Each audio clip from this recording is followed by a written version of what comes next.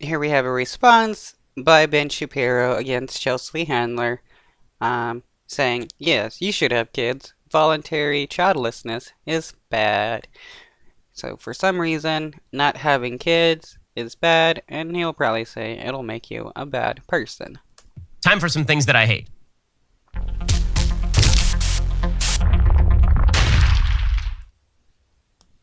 So we have a follow-up from our good friend Chelsea Handler. So Chelsea Handler is angry that people were making fun of her for a really bad comedy video that she dropped on Valentine's Day. It was a comedy video in which she explained how wonderful it was to be a single alcoholic woman who smokes a lot of pot. And she talked about how it was great to be childless. She was the happiest person who was childless, she said, through her very obvious tears. Very obvious tears. I mean, if you think a smile is being tearful, well then yeah, she had a whole lot of tears. Being happy, being a successful woman who is able to drink and smoke as much as she wants. And she made this issue the issue, right? None of us were talking about Chelsea Handler and her decisions not to have kids because, frankly, no one cared. And you decided to make it front and center. Well, you decided to care about what she says and make response videos to her when the original video had nothing to do with you or anybody on the right. Well, this drove her on the set of The Daily Show yesterday. The Daily Show is just getting unfunnier and unfunnier. I mean, like they've now reached a comedy vacuum. There is no actual physical matter in this comedy space for The Daily Show. It's just a complete vacuum. Well, I think it's funny how a guy who doesn't have a single comedic bone in his body trying to say the Daily Show isn't funny when it's one of the biggest TV shows. And nature abhors a vacuum, so apparently they've put Chelsea Handler there or something. So Chelsea Handler had another monologue about how happy she is. She's so happy, you guys. She's so happy. She's the happiest person. Why are you calling her sad and a wine lady? Why are you? She's so happy. There we go. Well, she seems a lot happier than you, dude, who is way more upset about her being childless than what somebody should actually be. One thing that I have made abundantly clear is that I do not want children. I say it on stage.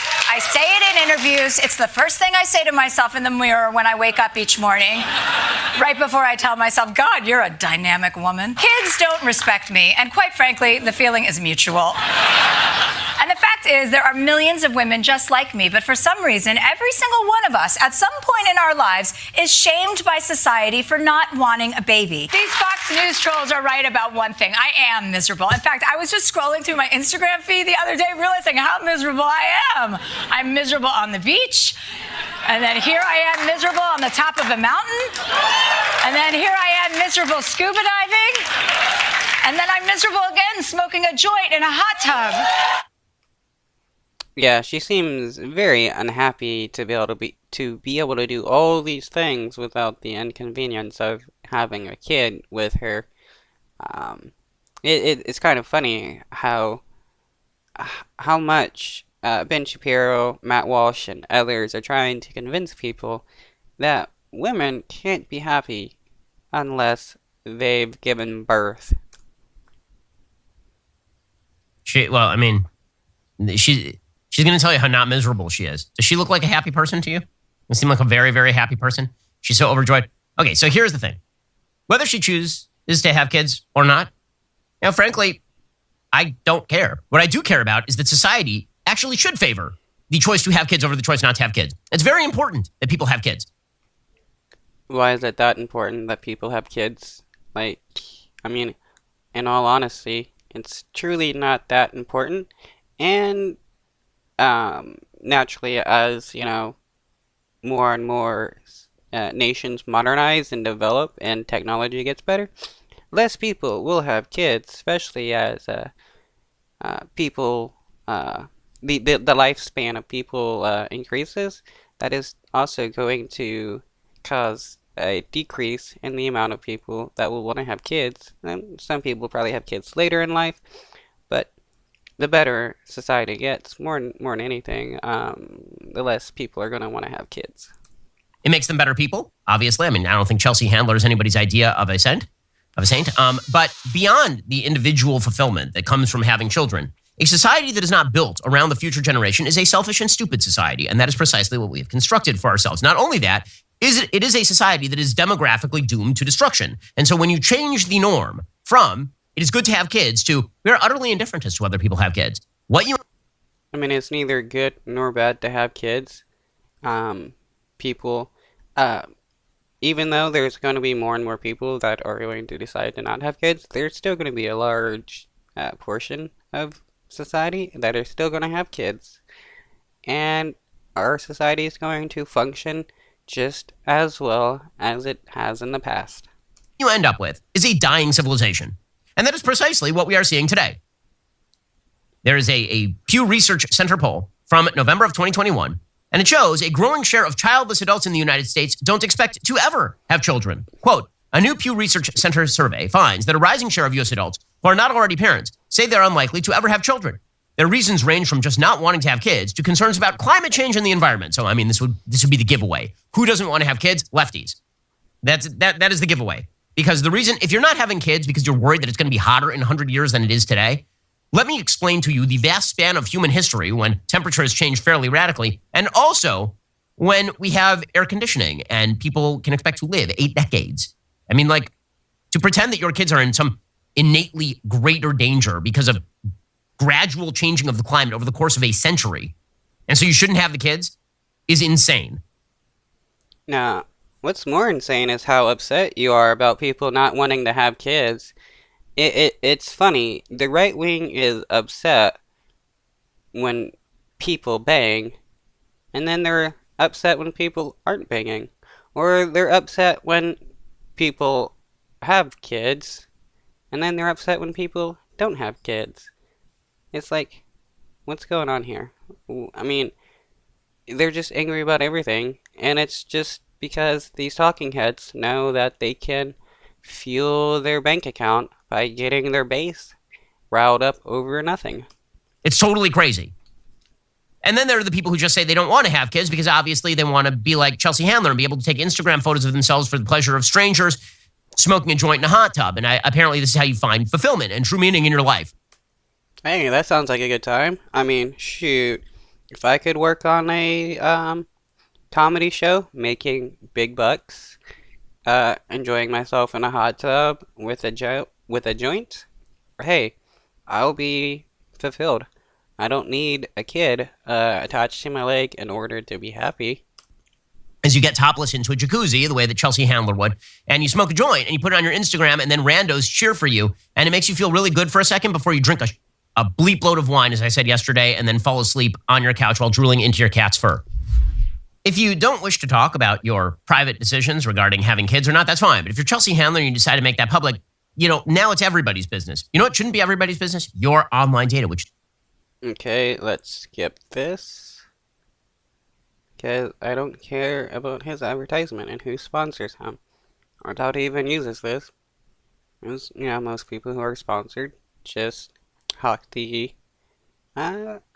product and don't even use it. Well, Chelsea Handler may not have kids, and that means that she can eat edibles and stay up till all hours of the night and then sleep in until 2 o'clock in the afternoon. Like white, rich women do who don't have kids. But there's some of us who actually have a life and have jobs and have things to do. This is why we need Black Rifle Coffee. Okay. Another advertisement. How many ads do you need in a 12-minute freaking video? Come on. He really wants his audience to buy coffee and whatever else. According to Pew Research, some 44% of non-parents aged 18 to 49 say it's not too or not at all likely that they will have children someday. That's an increase of 7 percentage points from the 37% who said the same in a 2018 survey. Meanwhile, 74% of adults younger than 50 who are already parents say they are unlikely to have more kids, virtually unchanged since 2018. I wonder how upset he would be if it was a guy that was saying they were happy to be childless, because the right wing never says it's a man's own, it's the only purpose of a man to exist is to knock up women and have a bunch of kids, but that is what they say about women, and that's their only purpose. So I am truly curious. If a guy did say, "Hey, I'm happy not having a child," how would Ben Shapiro react? So what does this mean for society? Well, it means that we're going to go bankrupt. I mean, let's say that you're a big fan of the social welfare state. Well, congratulations on having trashed the entire pyramid scheme that you guys rely upon, the demographic pyramid scheme. One of the things that is very obvious is that countries that enter demographic decline because of a values change have a very tough time reversing that demographic decline. There's an article in the New York Times from Andrew Jacobs and Francesca Paris titled, "Can China Reverse Its Population Decline? Just Ask Sweden." And they point out that China's population has now begun to decline. And they say even places that have not begun to lose population yet, like Australia, France, and Britain, have been grappling with demographic decline for years as life expectancy increases and women have fewer children. History suggests that once a country crosses the threshold of negative population growth, there is little its government can do to reverse it. As a country's population grows more top-heavy, a smaller, younger generation bears the increasing cost of caring for a larger, older one. Okay, Ben, so what's your solution? What, force a bunch of women to have kids that they don't want? And then what, that somehow fixes society? Since you're so afraid of societal destruction by women not having kids? I mean, I truly don't understand. So it turns out that there are, in fact, societal consequences to a cultural shift from caring about the future and having kids to not caring about the future and not having kids. Oh, that's funny. So he's saying if you don't have kids, that means you don't care about the future. Because the only way to care about the future, guys, is to knock up some women or to get knocked up yourself. Otherwise, you don't care whatsoever. We are a society that doesn't care very much about our children. We don't. We've decided, in large scale, at least according to our cultural arbiters, that kids are mainly useful so you can go on Instagram and virtue signal about how you're transing them. This is the thing that really, really matters, is how liberal you can make your kids or how you can screw up your kids, and then you can brag to your friends about how tolerant and diverse you are. Yeah, because everybody on the left is having a kid and then transing them for clout on Instagram. Yeah, Ben. It's funny how this dude claims to be like all about like facts and stuff, and then he makes all these hyperboles that aren't even happening and aren't even factual. This dude only cares about his feelings and what he thinks is going on. Or alternatively, don't have kids at all, because the best life is the life that is lived without reference to time and the future. Countries such as the United States and Germany have been able to rely on robust immigration, even with relatively low birth rates, according to the New York Times. And of course, when you mention this, when you say, well, probably the United States, we should actually start having kids of our own. You're a racist. We should continue to import people from places where they have more kids. That's a strategy, I suppose. No, the idea is to, allow people to come into the United States if they want to move into the United States. And, I mean, there's like a slight decline of birth rates in the United States. Mostly from white people. And then, there's like, the Hispanic population has, taken the lead in, like, birth rates. So, I mean, it's not like the United States is, like, going to go out of existence because every single person is not having kids. I mean, people are still having kids in the United States. And with the, abortion bans that some states are passing, that means there's going to be a lot more people being forced to give birth. And then what about all the kids and foster care that these right-wingers never really want to talk about? They're all about, caring for the kids, protecting the kids, whatever they want to claim. And then when you want to talk about foster care, they don't say a word. The good news is that the Chinese government is fully aware of the problem, said Yang Kai, a sociologist at the University of North Carolina, Chapel Hill. The bad news is there's very little they can do about it. So 2 decades ago, Australia tried a baby bonus program that paid the equivalent of nearly $6,000 a child at its peak. At the time the campaign started in 2004, the country's fertility rate was around 1.8 children per woman. By 2008, the rate had risen to a high of 2. By 2020, 6 years after the program ended, it was 1.6. So in other words, you'd have sort of a temporary boost in birth But what ends up happening is that you're actually front loading the birth. What the studies tend to show is that when you pay people to have babies, then parents who are going to have 3 babies will have 3 babies, but they'll do it in a shorter time span in order to take advantage of the government money. Yeah, I mean, if you want more people to have kids, you need to make it, easier to take care of kids, have kids as well.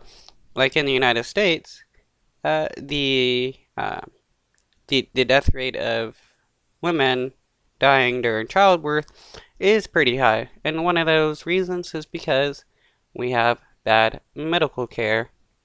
Um, some of those reasons is because a lot of those women are in rural areas and they're not close to hospitals in order to give birth, so they, end up dying from some kind of complications, as well as it's becoming really unaffordable to have kids.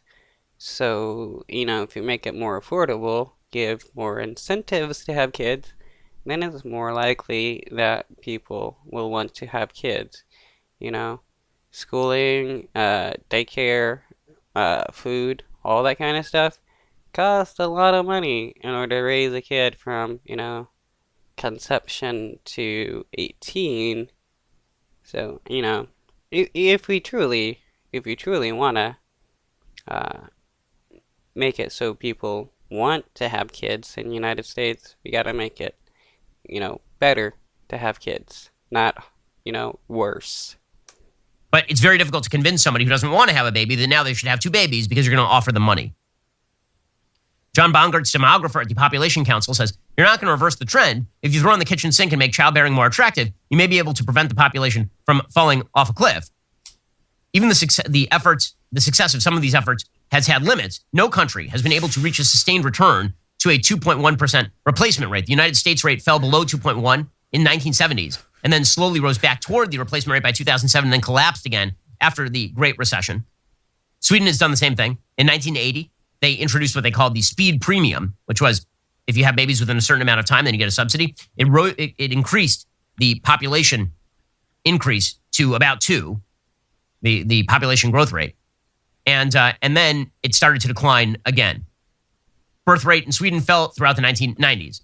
Over the last 50 years in Sweden, the fertility rate has fluctuated significantly, rising roughly in tandem with economic boons. You've seen the same thing in Hungary. Hungary has really incentivized childbearing through financial. Yeah, okay, you were saying that in economic booms, they saw a greater number of kids being born. Well, you gotta understand, during economic booms, that means more people have money, which means it is more affordable for people to have kids, so they're more likely to want to have kids. So we need to make it we need to have some kind of economic incentive for people to have more kids. Rewards. And what they've seen is a slight uptick in the number of kids by family. At the time that efforts began in Hungary by Viktor Orban in 2010, Hungary's fertility rate was just over 1.2. That was among the lowest in Europe. Over the 2010s, the rate climbed to around 1.6. It's unclear whether it's going to be able to sustain or whether it's going to dip off again. Now, what is the reason for all of this? Well, it's true that in every country, as countries get richer, people tend to have fewer kids. That is because traditionally, in societies that are poorer, people tend to see kids as economic assets, and as societies become richer, your kid becomes an economic burden. Just in pure econ terms, right? The amount of money that you're going to spend on. Well, no, not an economic burden. It's just either people want to, do other things with their life instead of having a kid. They're able to afford doing things with their life that doesn't include kids, or in some cases it's just not, affordable to have kids. It's not that I see it as an economic burden, it's just not affordable. There's a lot of things in life that isn't affordable at the moment, but we don't see it as an economic burden. He just wants to say it in this way to try to make his audience think that people on the left see kids as something bad. And the education and upbringing of your kid in a rich country tremendously outweighs the economic benefit of having a child. If you're in a very poor country, kids become labor very early. They become part of the family farm. They are sources of efficiencies. Yeah, and the right wing is not against using kids as, extra slave labor, as there's a lot of right wingers that are trying to make it so that uh, what people 14 and under are able to work. And right wingers have always been about child labor and softening the regulations against that. Does not hold true in richer countries. So you start to see birth rates decline. This happens literally everywhere. But there are certain cultures where people continue to have kids, even in developed countries, even in economically advanced countries. Which parts of those culture? You guessed it. The parts that take religion seriously. Wow, yeah. No surprise there. The nations that are highly developed but also highly religious, which those highly religious nations, which he's, usually referring to, well, he's probably referring to as Christian nations, have negative ideas about birth control and such, and the idea that, you know, people should be having as many kids as possible. So, I mean, it would be no surprise there that they're also still having a bunch of kids because, women are still property, they're supposed to have kids, and they're crazy and religious. Mormons are still having kids. Religious Catholics are still having kids. Orthodox Jews are still having kids. Hmm. Funny how he named Mormons, since usually a lot of religious people of the Abrahamic faith do not really like the Mormons. Religious Muslims are still having kids. Anyone who takes the injunction to have kids seriously. Oh, he also named Muslims, so he's fine with all these other religious groups as long as they're just having a bunch of kids. If this was in any other case, he would be saying how, evil Muslim people are because they're of the Muslim faith. Seriously on a moral level and recognizes that there is a generation beyond their own, that the height of human existence does not lie in taking a picture of yourself scuba diving and putting it on Instagram when you are 50 years old, the way that Chelsea Handler is. Any part of society that recognizes those fundamental truths is likely to continue growing. Any part that does not is likely to continue fading. Secularism, in other words, bears the seeds of its own destruction because it leads to societal sterility on a population level. That's hilarious. If you're not religious, that leads to societal sterilization. So he's saying that all these people that are not having kids are non-religious, and that's the reason why they're not having kids, even though there's a myriad of reasons why people are not having kids. But I'm not surprised here that a religious nutjob is claiming that only religious people are still having kids while the secularists aren't. And that's why we're having a quote-unquote downfall of society. And that is what you're seeing in the West.